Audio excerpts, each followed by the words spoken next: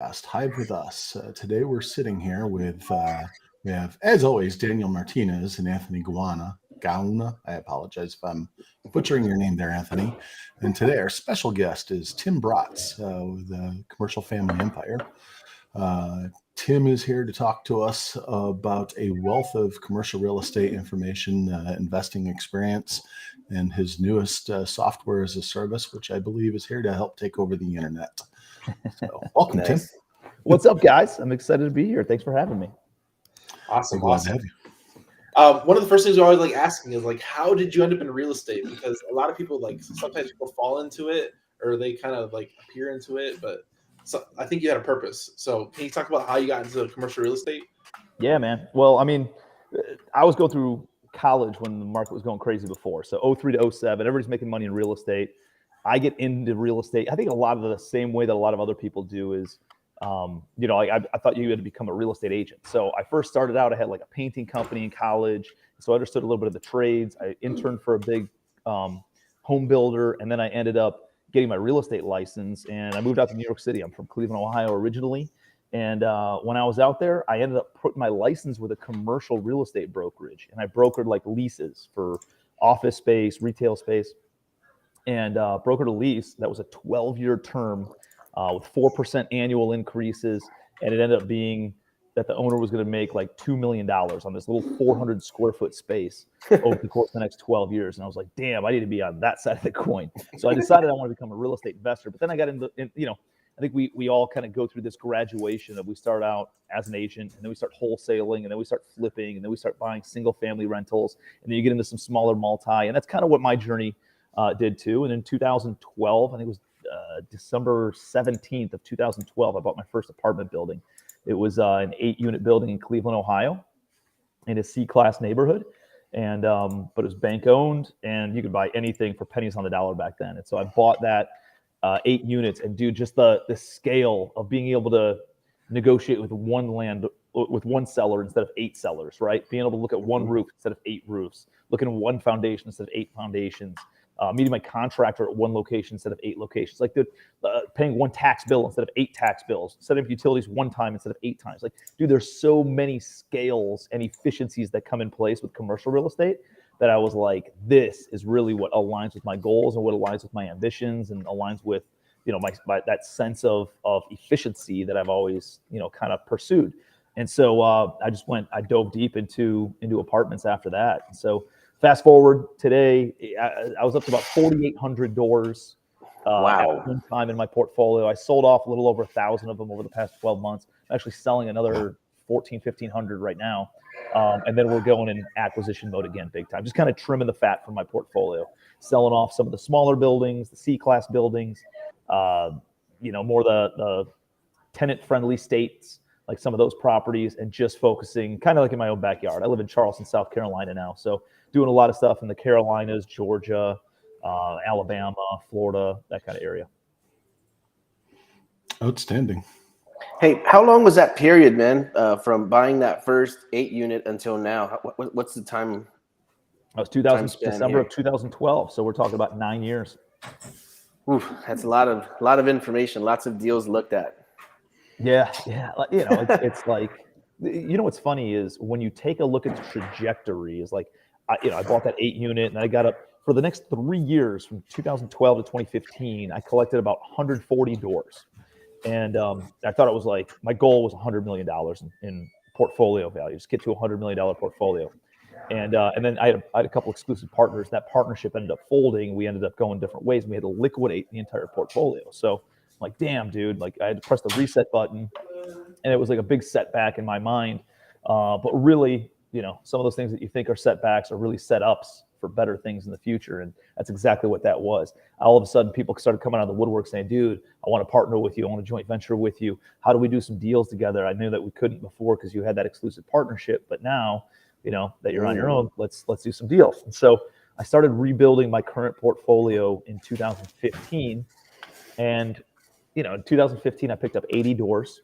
In 2016, I picked up another about 194 doors, I think.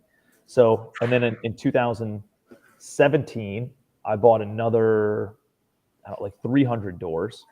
And then in 2018, I picked up over 1,000 doors, right? In 2019, I picked up 2,000 doors. So it's like there's this snowball effect, this doubling every single year kind of a thing that happened.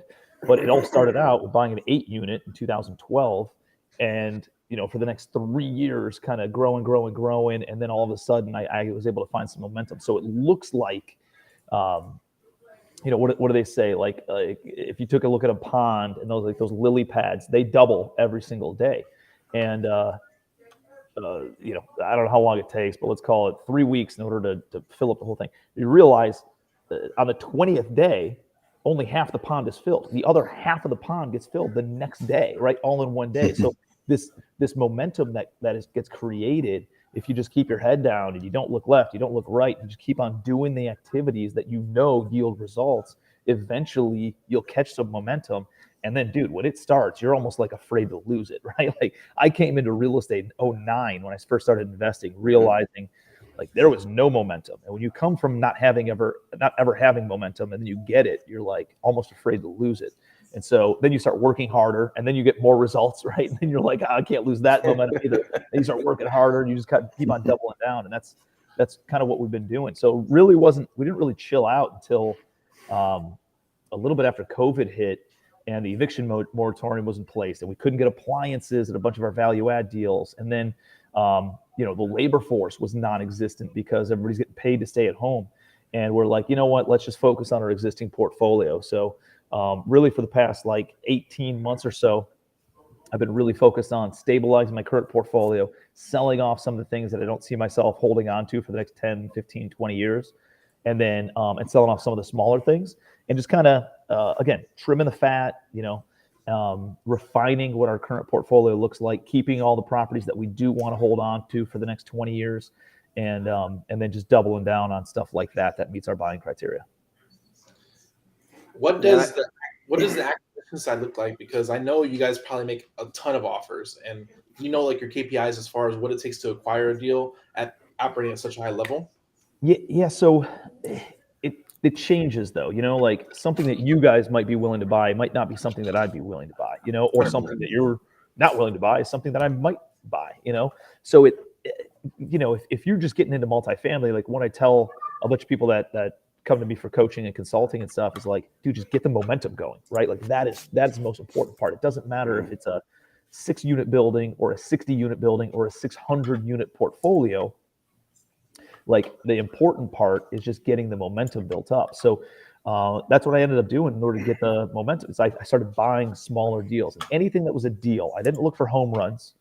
Baseball games are not won with home runs. They're won with base hits, right? The more base hits you can have, the more runs you're going to score. So I just look for base hit after base hit after base hit.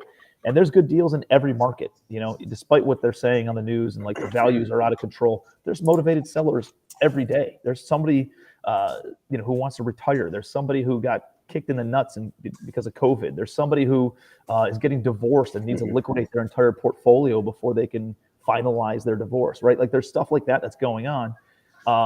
Where people are like, hey, a hurricane came through or a storm came through. I got the insurance check.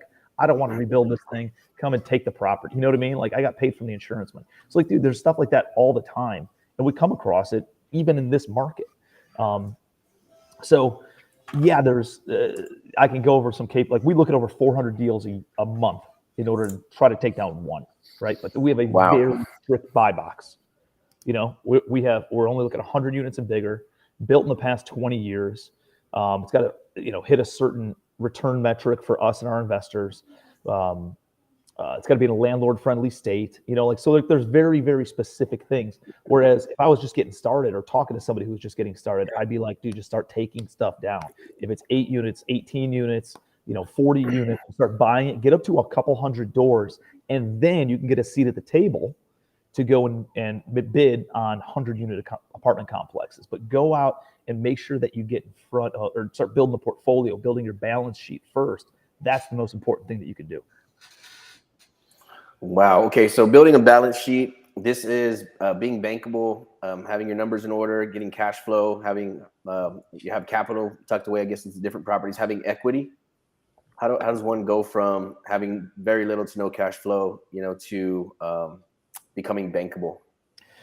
Yeah, man. So think about, all right. So think about like, what are the most important things that you could be doing in real estate? And really, dude, if you boil it down, it's down to like 3 things is what I've been able to boil it down to. One is sourcing deals, right? Always out there finding great opportunities and always making offers. I remember early on in my career, I'd have like these feast and famine cycles of we'd pour a bunch of fuel on the marketing. We'd have all these deals come into our pipeline, all these phone calls and sellers reaching out to us.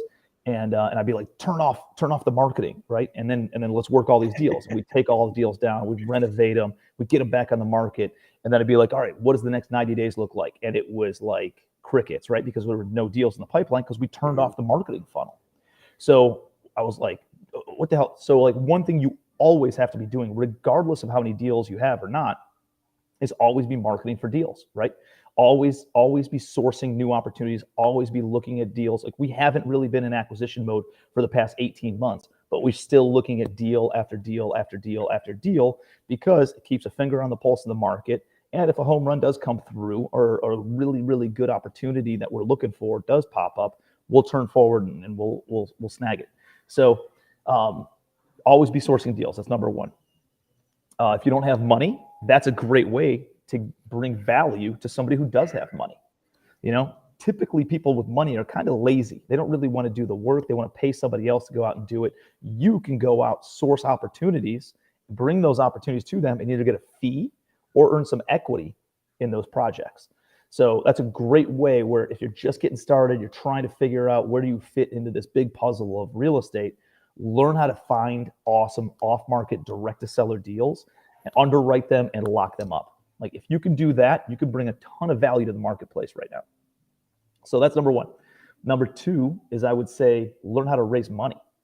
There are a bunch of courses out there on raising capital. We talk a lot about it in our mastermind and in my commercial empire course.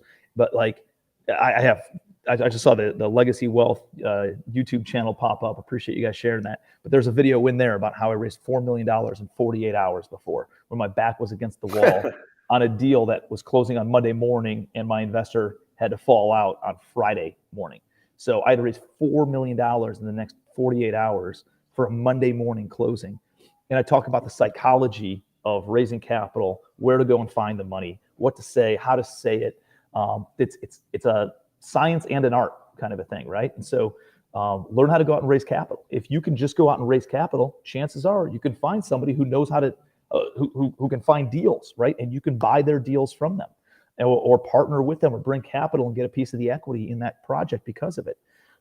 So always be raising money. This game is a lot about a balancing act of deal flow and money flow. And sometimes you're deal heavy, sometimes you're money heavy. Very rarely are you both at the same time. Very rarely. So just go ahead. No, I was going to say, I have a million questions popping up in my mind, and I would like to take a little bit closer look at some of this stuff, like even raising capital. So just to circle back to it so I don't forget, if you have a couple of tips on raising capital and without giving away the secret sauce, and then we would love to hear about the mastermind and where can we go to dive further into raising capital. Yeah, as well. dude, I give a ton of value for free out there, so it's like, I'm happy to share the secret sauce. Secret sauce is always be raising money, always be talking to people all the time about what you do and how you do it. All these people are like, oh yeah, I want to become a real estate investor. And they don't talk about it. They don't share what they do on social media. They don't go and do a Facebook Live when they're walking an apartment complex. They're not interviewing their attorney. They're not interviewing their mortgage broker. They're not interviewing their real estate broker. They're not talking to these people and creating value for other people, right? All of a sudden, even though you guys interviewing me brings credibility to you, even though I'm the one doing most of the talking right now, right? Because you're the medium in which you're giving this value to your audience. So you guys get the credibility there. It gives me credibility too, but it also gives you credibility. So that's something that I learned early on is like, I could just go grab my attorney and be like, hey man, what should somebody do if they want to invest in, and loan money on real estate? And he'd be like, oh, well, you need a promissory note, you need a mortgage, and you need your name added to the insurance. And this guy, the attorney, is giving all the value to my audience, but my audience sees me as the credible expert because I brought him on. Does that make sense? Wow. Yeah, that's So really awesome. you don't have to be the expert. You just need to go out and find the experts, interview them. It gives them exposure to your audience, which is a benefit and value add to them. And it gives your audience a ton of value, in which you get the credibility for. So that's the secret sauce, right? And you're talking about it and talking about it and talking about it. And dude, it's kind of like that penny compounding and doubling every single day with the deal flow. The money's the same way. Eventually, you've planted enough seeds. You've talked to so many people about what you do and how you do it that when a deal does come across your desk and you need to raise $11 million for it, boom, you shoot out an email and all these people are already in your database. They already know what you do. They're already comfortable with you as an individual. And now it's just like, does the deal work or not? Obviously, it wouldn't be you wouldn't take it to them if it wasn't a deal. But more importantly, now it's about timing for them, right? And that's a big thing that I learned in raising $4 million in 48 hours. A lot of people were like, dude, I didn't even know that you raised money this way. How come you never told me about this before? And I was like, shit, it's my fault for not doing that, right? And then the second thing was like, I love this. I just don't have the cash. I just invested in another project, or I'm waiting for my other building to sell, or I'm like, there's always like some sort of a timing issue, which is why it's important to always be planting seeds and always staying top of mind, right? When we make payments, we're making quarterly distributions this month. They go out in January, April, July, and October for our business. And we reach out to everybody. We give them quarterly updates. We make deposits into their bank account for the past 3 months of interest payments. And then we tell them about new projects that are going on. The best time to touch base with your investors is on payday. That's a good time. They're in pretty good mood when they see money pending in their bank account. And they're like, oh man, this actually works, right? It's a proof of concept piece. So make sure you're talking to people all the time, especially people that you're already doing business with, because you've already gotten past the biggest hurdle. The biggest hurdle is just getting them to believe in you, right? Like real estate's not difficult to raise money on. People are familiar and comfortable with real estate. The return is the second thing that they're looking at. So, number one is the asset. Number two is the return and making sure that it's, the reward is worth the risk, I would say. And, opportunity cost, where else could they put the money? So you have to pay attention to those things. But dude, the most important thing in raising money is this guy going to pay me back, right? Do you have the fortitude to repay me my money?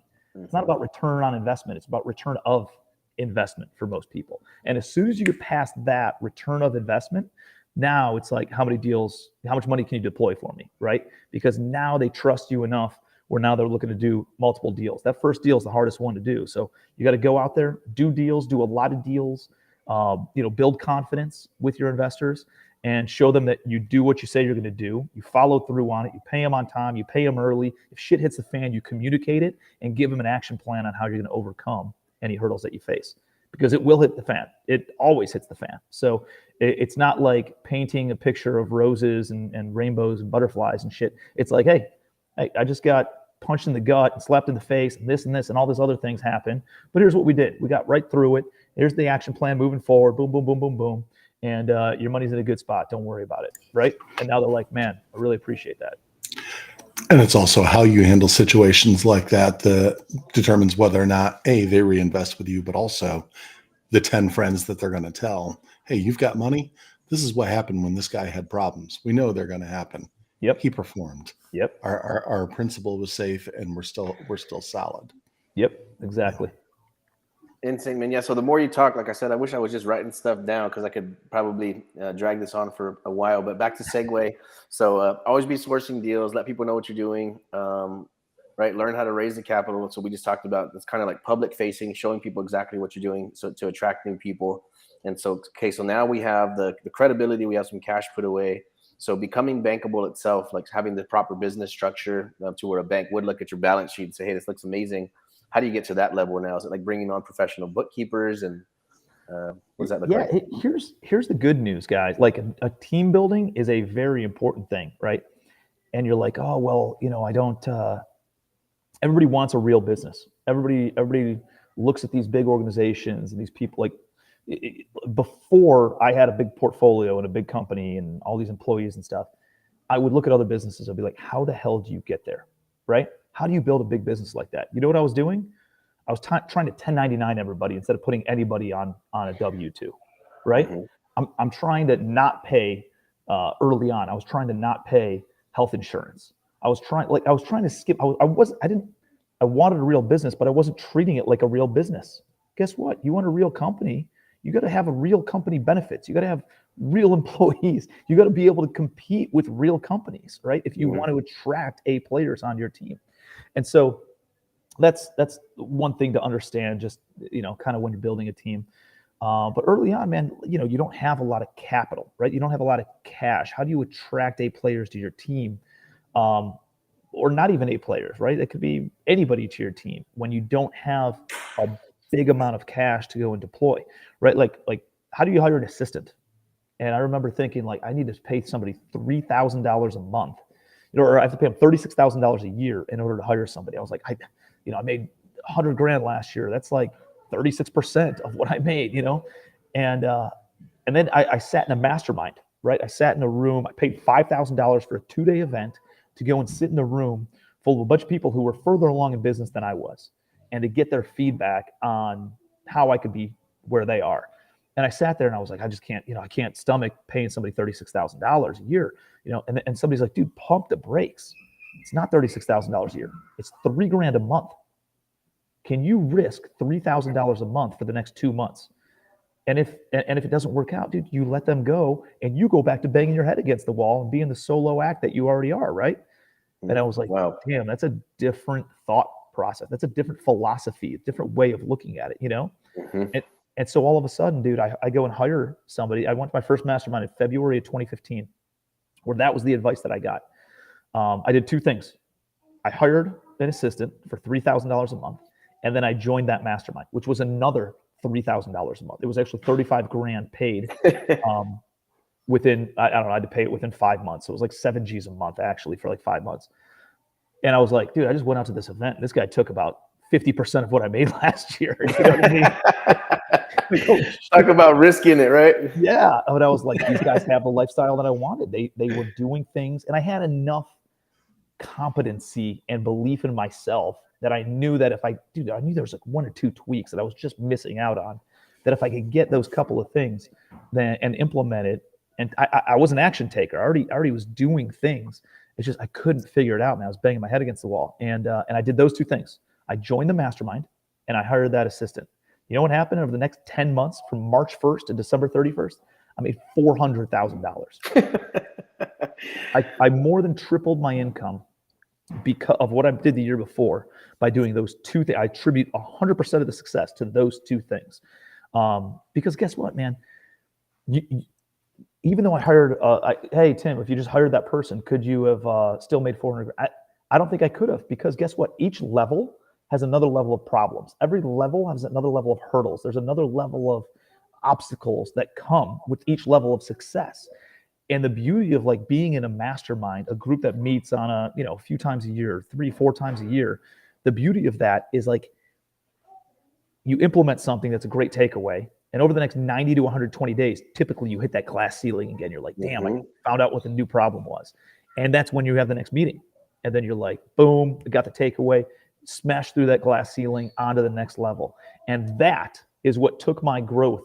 Not like a stair, right? A stairwell where you go up. Everybody thinks success is like this. No, success was like this for me. It was like a hockey stick, and then it went like that. All because I joined a mastermind, dude. I attribute a lot of my success to that. What do you think the catalyst was, like bringing on another person? Was it just like freeing yourself up to do, like getting rid of the menial task so you had more time to focus on like, real money generating activities? Or where do you think the magic sauce was in implementing? 100% in that. 100% that. It's figuring out what generates revenue and what does not. And if you're doing activities that you can hire somebody else to do for $10 an hour, and you're doing those activities, dude, if you're doing a $10 an hour activity, guess how much money you're going to make during that hour? Fucking $10, dude. It's $10, right? Like, it's not a surprise. Like, you don't have to be a friggin', neurosurgeon in order to figure this out. If you do $10 an hour activities, you're going to end up at the end of the year making $10 an hour times however many hours you did that activity. That's it, right? If you do activities that pay you $100 an hour, or $500 or $1,000 or $5,000 an hour, then guess how much money you're going to make at the end of the year? you're going to make that much money times however many hours you dedicated to that activity. So understanding that simple concept, you all of a sudden you're like, hey, here's how much money I want to make. Boom, boom, boom. All right. And it's never really like, we're entrepreneurs, right? So it's never really like, oh, let me go and work for an hour and then I made $1,000. No, that's not it. It's like it compounds kind of a thing. And then you do a deal and then you make $60,000. You know what I mean? So I don't want you to think that you're just going to go out and trade your time for money. It's a make an investment of your time that eventually yields to a big yield on that time. So, but I do know that if you continue to do those $10 an hour activities, like you will not make big money. So you have to figure out, if you want to make more than $100 an hour, you got to take everything that you can staff out for under $100 an hour, and you got to hand it off to somebody else, whether that's an assistant or it's a joint venture partner, which I don't think I'd bring on a joint venture partner who only wants to make $10 an hour. Or it's like a fractional employee. So like you mentioned a bookkeeper earlier, you don't have to hire a full-time bookkeeper right out of the gate. Like I hired a service that I paid, I don't know, $150 an hour or something, or $75. I don't even know what it was, $75 an hour too. And I gave them the receipts at the end of the month. And they worked on my account for like 2 hours a month, just kind of throwing the bookkeeping in there. And then as I continued to grow, then I needed them one full day a month, right? Or like every 2 weeks for half a day, and then all of a sudden I needed them a day every 2 weeks. And then all of a sudden I needed them a day a week. And then all of a sudden I needed them 3 days a week. And I was like, you know what? Now it makes sense for me to just bring on somebody full time, because that's how much I'm paying this third party service. But it allowed me to not outlay too much cash and take on too much overhead of having employees. And it allowed me to then grow my business with like variable rate employees, right? At their rate went up as how much I utilized them went up as my company grew. So yeah, I mean that's what I would focus on. Genius, man. Yeah, I think we're right there in hive mind. Like we're starting to delegate tasks. Business is starting to feed itself. So I think we're right there where we can start getting more strategic about our books to get to the next level. But the organism is doing very, very well. So exciting, man. This sounds amazing. If you have something you want to cover too, man, it's just a live show, everybody that's watching. So if you had questions, please pop them into the chat box. Yeah. I don't know if you had something you wanted to cover, Tim, but something that I wanted to chat about now is if you mind one moment, Anthony, I apologize, Tim. Okay. I have to take off. I will be listening to the rest of this live, but I have to go pick up my kids from school. You got it, love you, Frank. So I'll be listening the whole time. I'll keep this open so it's still broadcasting. Let's go, bro. No, I was going to ask now, because what I'm thinking is, okay, now I'm excited about commercial. I'm ready to rock and roll. I guess now can we kind of segue into how you generate those leads now? So you have a software that would help us find these leads? Yeah. Well, first of all, like you can source deals the same way that you source deals on the single family side. Like what do you use? Okay. You guys use direct mail. You guys do outbound phone calls. You guys drive for dollars. You dial for dollars. You guys, pull lists and send mailers to those lists, right? Like there's a lot of different ways. Guess what? You could do the exact same thing with commercial. So you pull these lists and you get lists of owners. You can send them direct mail. You can do a skip trace and then get their phone number, get their email address, send them an email, send them a text message, make a phone call to them. And the beauty of it is there's not as many as there are in the single family world. And they're all investor minded, right? They're all buying property as investment property. This is commercial real estate. So it's not like you're dealing with somebody who, is temperamental, has emotions on whether they love their house or they don't love their house or anything. Yeah. And for every 10 of those that you send on the single family side, you have about 1/10 as many that you need to send on the multifamily and commercial side. So, it's like, where do you go and get those lists? So you can go and buy a list from ListSource and implement it yourself and do a bunch of skip tracing kind of stuff. CoStar is out there. That's kind of the 800-pound gorilla in the data sourcing world. But if you want national access to CoStar, it's $25,000 a year for investors and developers, $25,000. And then there's Reonomy, but they got bought by private equity. It kind of fell off the cliff. So their customer service isn't good. Their data's not that good. So about 9 months ago, a buddy of mine who is one of the largest data aggregators on the single family side, you would know his company name. His name's Greg Clement. RealFlow is the name of his company. And we got together and he's like, listen, man, I'm thinking about launching a product on the commercial side of things. Would love to partner up with you and joint venture and have you be kind of the face of it, right? Like you got a great reputation on the commercial side. So I was like, let's do it. So he delivered a product about 4 months ago, let's call it.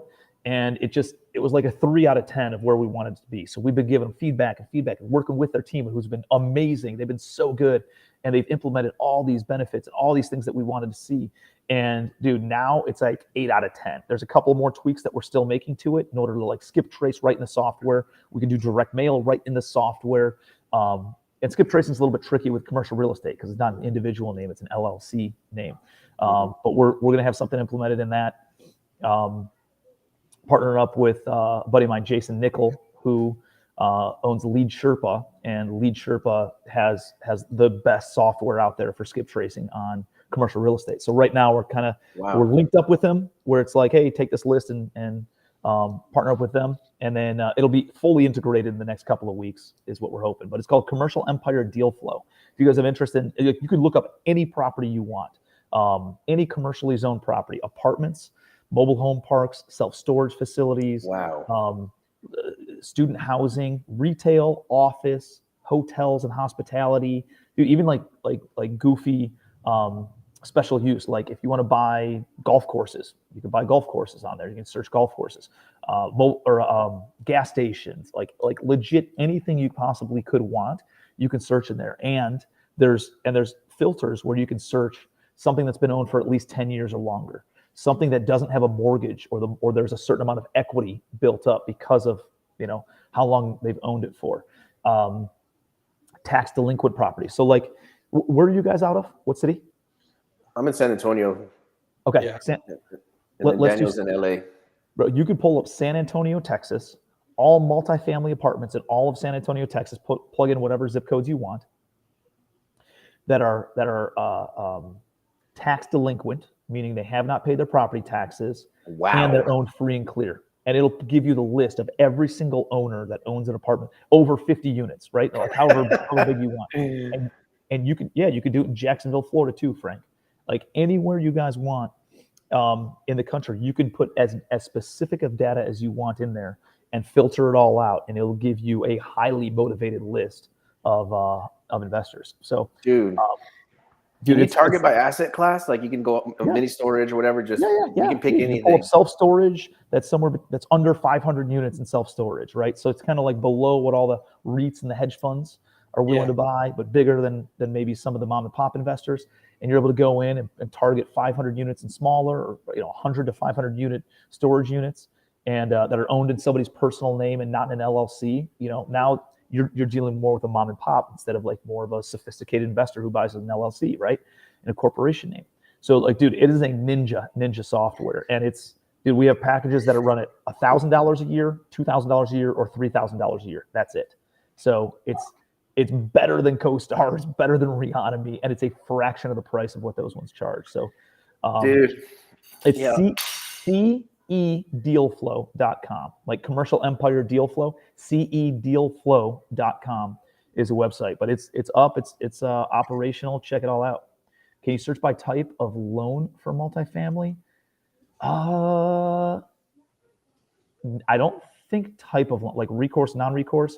It'd be whatever's in public data, whatever we can access by public data. That's a great question, Sammy. I'll look into that. Let me double check with the guys and see if that's one of the filters.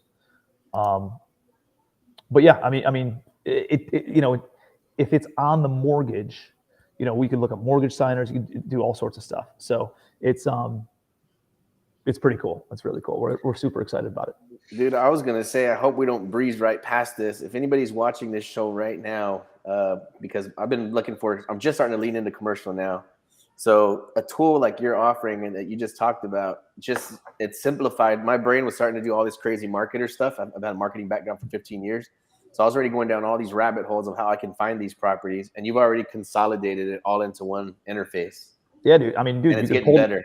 You can pull the list, you can skip trace it, and then you can attack any way that you want. You can do direct mail, you can do outbound phone calls, you can do text messages, you can do email blasts, right? Nice. The skip tracing is depending on who you want to skip trace and how many you want to skip trace. I think it's 12 cents per skip trace or something. And then if you want to integrate, like you can upload your own direct mail piece and say, hey, I want to send to all these, and then they'll fire it all out. And it's like, I don't even know, I think it's $1 or something, maybe not even per direct mail piece. And they'll fire it all out for you. You don't have to worry about coordinating any of it. Dude, it's all right there. So it's pretty cool. And again, we're still making a few more tweaks, and we're going to keep on adding stuff. So if you guys use it and you see something that you want, the good news is you know the owner, right? So like hit me up, and I will make sure that we do offer that. So like what Sammy was saying was, can we search by loan type? I don't know. It depends on if that's public record or not. In certain states, it could be. In certain states, it might not be. Whether it's a recourse or non-recourse, and an agency loan or Fannie Mae, Freddie Mac, or CMBS, or life insurance company, or whoever else.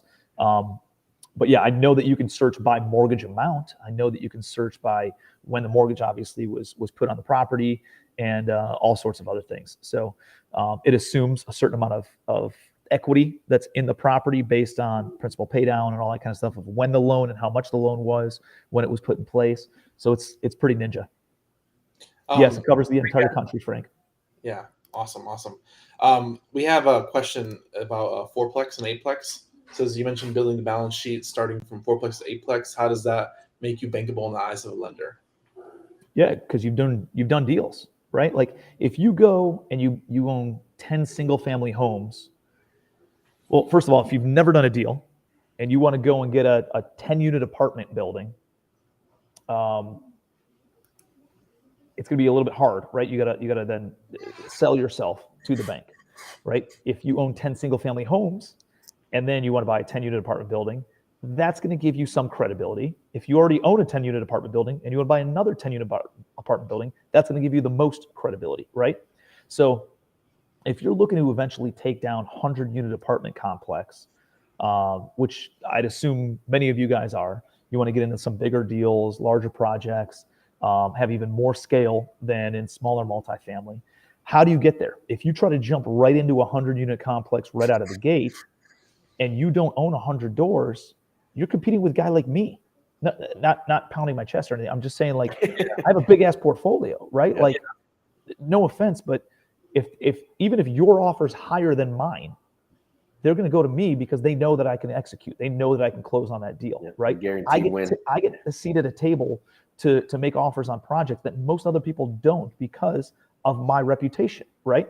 So I want you guys to build that same reputation to be able to get a seat at the table with brokers and with sellers and with banks. So how do you do that if you can't come to the table and compete with these big real estate landlords right out of the gate? How do you do it? Well, you do it the same way that I did, which was organically growing. I bought an 8-unit, and then I bought a 14-unit, and then I bought a 23-unit, and then I bought a 31-unit, and then I bought an 80-unit because I had 80 doors by then. So like I just organically accumulated properties, and eventually I got up to 200, 300, 400 units, and then I got up to like 500, and then I bought a portfolio of 700 doors. Can we talk about creative financing? Because I watched a couple of your presentations in the past about you utilizing creative financing, because most people think it's a myth that you can do creative finance deals in the commercial sector. So can we talk about some deals you've done as far as creative financing? Because a lot of people think they need a lot of money to do those type of transactions, but if you do it creatively, you can create those opportunities. Dude, I love creative finance. It's like my favorite part of doing real estate is structuring deals in a creative way, but still a simple way that where everybody can understand it. Investors can understand it, sellers can understand it, the team can understand it, wrap their head around it. Boom. Most people say, hey, I got to go get a loan, I need to save up my own money, and then I need to go and buy a property. It's not the case. That's not the only path to go and build a portfolio. I built up a $400 million portfolio using $125,000 of my own cash. Wow. That's it, right? As an equity investor. Now I throw more money in, but early on I didn't have the money, right? And I needed to stay liquid in order to then qualify for some of these loans. So how do you do it? How do you creatively finance? Well, first of all, understand the components. Usually there's the loan and then there's the down payment, right? Or the private money. And so the loan can come from a bank or it can come from the seller, right? The private money can come from you, or it can come from private lenders, or it can come from the seller, right? So like there's a few different components that are involved of ways that you can put the pieces of the puzzle together. So, dude, I syndicate apartments, right? I go and buy an apartment building. I can go get a mortgage for 80%. And then for the 20% down, I go and raise private money. So I'll talk to, let's say I buy a $10 million building and I need $2 million for the down payment. I can go and raise that $2 million from one person who writes one check for $2 million, or I can bring 20 people on. This is called syndication. I can bring on 20 people with $100,000 a piece, or anything in the middle, right? And so it allows more people, and it's easier to raise $100,000 than it is a $2 million check writer, right? So it allows you to then go and raise capital from multiple people for the down payment on that project. If the bank didn't give me the money, I could just ask the seller to finance and say, hey, listen, let me give you 20% down, you carry back 80% of it. And I've done that. I did that with my island. I bought an island like right next to Hilton Head Island in South Carolina. Yeah. I bought a 110-acre island down there. I'm doing like tiny cabins and like a fishing, hunting, workout, fun, outdoorsy kind of a retreat. And on this island, I got the seller last summer, 9 months ago, when I bought this, August of last year. I got the seller to carry back 70% of the deal at 4% interest only for 3 years. And then the rate bumps up a little bit for another 2 years thereafter. So I got him to carry back 70%. And then I went to my investors and I raised the 30% down for my investors. Now I did that. The trouble with some of these like short-term rentals, they don't cash flow that much, right? But the beauty of it is that they're usable. And especially on that island, what I'm able to do is I went to my investors and I said, hey, I can't pay you guys a 10% return, which is what I typically pay my investors 8 to 10%. I can't pay you guys a 10% return. Here's what I can do. I can pay you a 4. Well, Tim, that doesn't get me too excited. Let me wait for one of the others. But you'll also get a piece of the equity in the deal of the island, and you can come out and stay in the main house, which is a 4-bed, 4.5 bath, built in 2005, fully renovated in the past couple of months. And it's got an in-ground pool and everything. Beautiful, beautiful home. You get to stay there for 1 week a year. We would typically rent that for $10,000. So now you bring $100,000 to my deal. You get 4% return, which is $4,000 a year. Plus you get access to utilize the property, which is another $10,000 a year in rental use. And if you don't use it, hey, sell it to one of your buddies for $6, $7, $8 grand or whatever, and you could pocket that money yourself. So now you can essentially hit that 10, 12% return if you really want to, or you can utilize it and take your family out there and show them how cool the property it is. And then you get a little fraction, a little sliver of the cash flow from the property and the equity upside in the property. That's a pretty sweet deal, dude, even though you're only making a 4% fixed return on your money. So it's, we did that with that. I've done it with my mountain house. I did the exact same structure. And then I did it again with another just like ridiculous riverfront property. It's actually right next to the island. We utilize that for the dock and everything. So I've done it multiple times on short-term rentals, and it works. Dude, I have people lining up. Like we always get overcommitted just because of the way that we structure it, and it's cool, sexy projects. Sometimes people aren't always looking for the highest return on their money.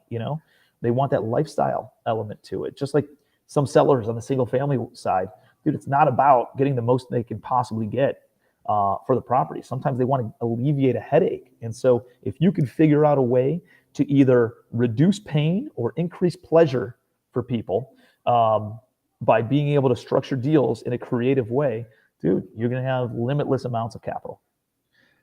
I like how because most people think creative financing, they think of the front end, getting the seller to carry back and all that stuff, but you're doing creative financing on the back end too, where you're giving, and not a lot of people think about that, but as far as like, hey, we'll give you a week at the spot too, and now you're creative financing on the back end too. So yeah, that's an amazing strategy, and now my mind's working. That's so awesome. Yeah, it's kind of cool, man. I've seen some other people kind of duplicate it, and it works out for them too. So yeah, it's exciting. And then another thing that you could do is you can go get, if you have the ability to go and get 80% of the money, maybe you can go and get 80% of the money from a bank, and then you get the seller to only carry back 20% down. So you say, hey, Mr. Seller or Miss Seller, listen, I can give you majority of your money right now. You know, you bought this property 10 years ago, dude, you're cashing in big time. That gives you everything plus millions more. And then how about we carry back the other 20% at 0% interest? I think you might have to do like 2% or whatever. Like there's some ways you can creatively structure it, but say, hey, 0% interest for the next 10 years. And I'm just going to make principal only payments to you over the next 10 years as a nice little kind of annuity to you every single month, right? How does that sound? Hey, it sounds pretty damn good. You know, I can get my price and I don't know the biggest tax liability right now. I have some residual income ongoing on a long-term basis. You know, that sounds real good. And that's a great way where you don't have to give up any equity to them or any of your investors. You can still maintain 100% ownership of your deal and get it 100% financed. No, that's amazing. I got my wheels are turning now. That's pretty awesome. Yes. Go ahead, Anthony. I was going to say this could easily turn into a 2-hour episode, but we won't keep it that long. Yeah, I gotta jump off in about 10 minutes or so, guys. I have another meeting, but dude, happy to answer any other questions. What else you guys got? I'm an open book, man. Anything that you guys want to know, happy to provide some value any way that I can. I had the same question as Nick Gaspari, the normal equity, right? Is that what you were talking about, Daniel? No, I wasn't. Yeah, that's it right there. That's what I was going to ask. So if I bring you A+++ deal, can I stay involved on the backside? What kind of percentage could we expect? Yeah. So here's something to understand is this. It's a great question. First of all, it's a different deal than a flip, right? Or a wholesale deal, right? If you're wholesaling something and you bring the deal, I sell the deal, and we split the fee 50-50, dude, that makes sense, right? Because it's like a snapshot. It takes 60 to 90 days of our time, and we make a $30,000 rip on it. You get 15 G's, I get 15 G's. When you're talking about something that might take you 30, 60, 90 days to go find a deal, but you're talking about a deal that somebody else has to renovate for the next 2 years of their life, and somebody else needs to asset manage it for the next 30 years of their life. You realize it's not like, dude, there's some long timelines, right? So it's like, how do you quantify bringing a deal versus asset management of managing this thing for the next friggin' 30 years, right? Or who's signing on the loan and is responsible for the next 20 years? Who's bringing the actual cash to take this thing down? It's not like an assignment of a contract where it's like, yeah, it's a snapshot 50-50. I had somebody bring me a deal. They're like, hey, I want 50% of the deal on this 100-unit apartment comp. And it's like at best a base hit. You know what I mean? I'm like, bro, let me just explain this to you, right? It's not, I don't try to talk down. It's just different. It's different than wholesaling. But there's a lot of moving parts. Who brought the deal? And here's the other thing. How much work did you do? Did you forward an email? I see that shit all the time.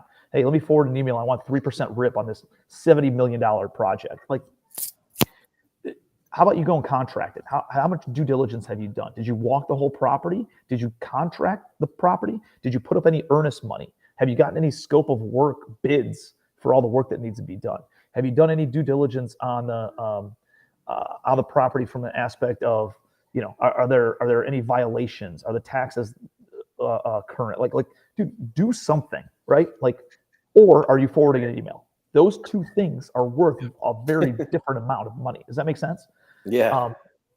And then again, somebody's got to asset manage this thing. Somebody's got to project manage the renovations. Somebody needs to go down there, be boots on the ground, and oversee this, and meet with investors, and meet with insurance adjusters, and meet with the lenders' representatives, and dude, for the next 20 years, 30 years of ownership. So if you're wholesaling an apartment building, that could be different. But if you're buying, renovating, and then holding it long term, you can't expect 50% of the equity. It's just not realistic.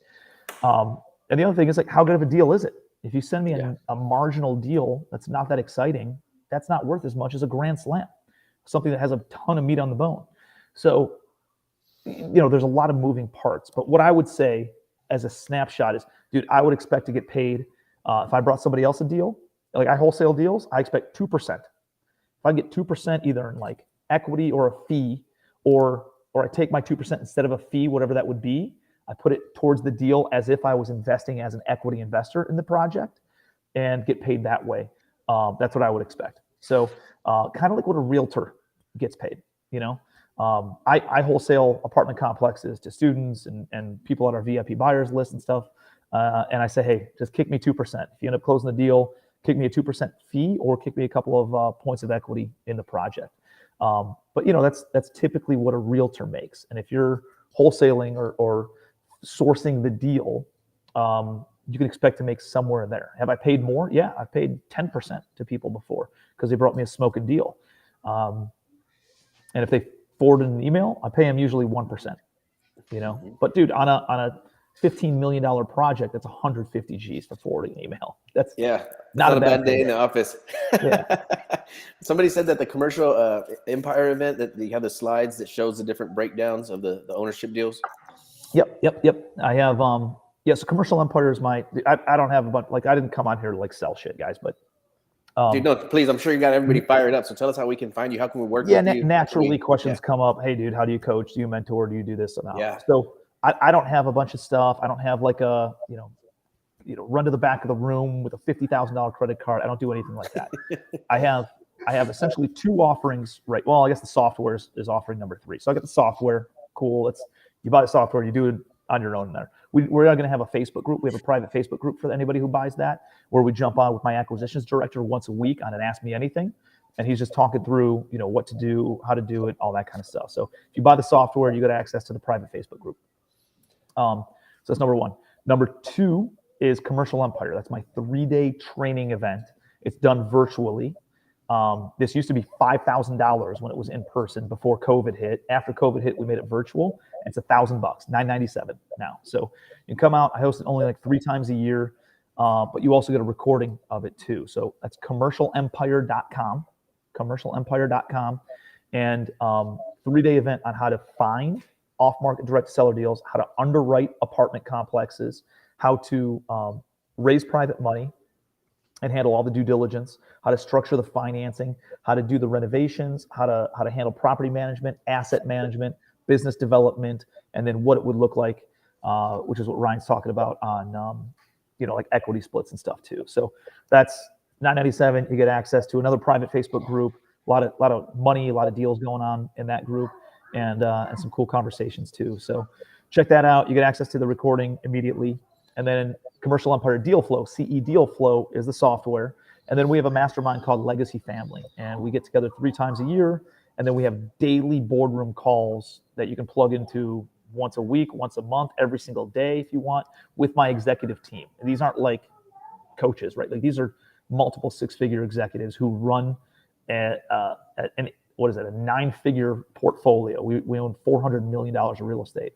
And it's my director of acquisitions every Monday on a boardroom call. You can ask him any question you want. It's my COO every Tuesday who put all of our SOPs together and KPIs and all of our processes and procedures and everything. He's there every Tuesday. My chief investment officer, who's also my attorney, is available every Wednesday for you guys to pepper him with questions about raising money. We've raised over $100 million of mom and pop money before for our deals. And then my director of HR is there every Thursday, and then it's either me or a guest on Fridays, just helping out. And then we get together 3 times a year at big, fun, badass, exciting events. We got a big one coming up in June in Denver, and we got some really cool stuff. We rented out Coors Stadium the one night, so we go have a happy hour down on the field, and that's where the Colorado Rockies play, and then have dinner over there, and just, you know, we got top of the shelf, top line speakers. Discussion panelists. We do some roundtable hot seats, and then just over the top kind of fun, cool things to do in whatever the cities we go to are. So we were in Vegas. We've been in Orlando. We've been, Puerto Rico. Austin, Texas. We did one. Yeah. So we got some cool stuff lined up for this year. But yeah, that's Legacy Family. LegacyFamilyMastermind.com is the mastermind. So you guys check that out too. I'll be joining soon. I recommend everybody does the same. I think we're going to get out here. Daniel, you have one more question? Yes. I always like ending with this one is, what is a quote that is yours or somebody else's that you resonate with? Ooh.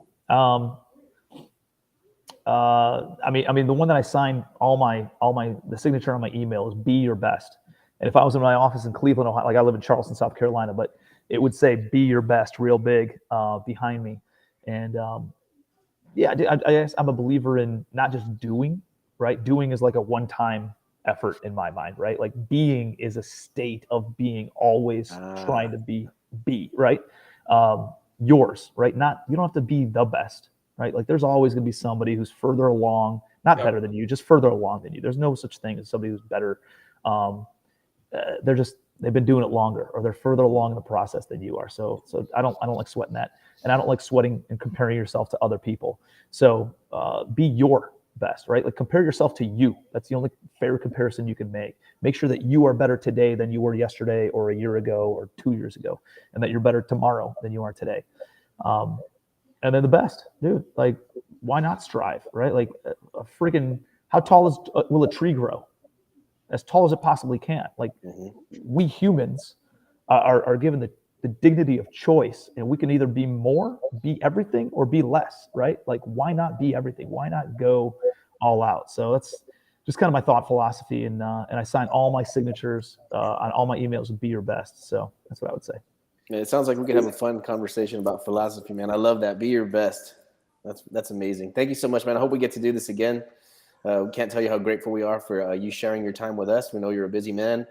Guys, please check out Tim. If you don't know who he is, please look this man up, and all the value he provided today at the price that he's providing it at, to me, my mind is absolutely freaking blown, man, because I'm sure that would have took me at least 10 years to pick up all the nuggets that you can provide at that price point. That's insane. So thanks a lot for being on here, man. We really appreciate you. I appreciate you guys. Thank you for having me. If there's ever anything I can do, don't hesitate to reach out. So I'm already looking for deals for you right now, man. I love it. Thank you, brother. Have a great week, guys. Talk to you soon, man.